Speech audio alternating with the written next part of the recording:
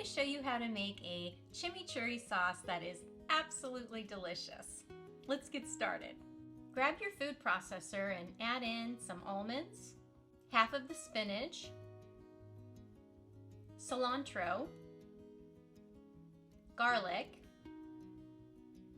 lemon juice, olive oil, and red wine vinegar. Once you have all of those in, give them a whirl.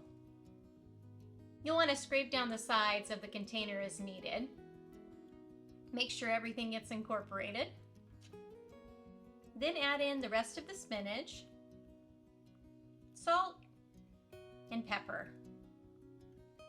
Give it another whirl. When it's the consistency that you like, scoop it into a storage jar and put that in the fridge until you're ready to use. It's that simple.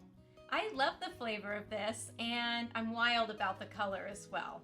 I feel like it really makes your dish sing with flavor and pop with color. I hope you give it a try.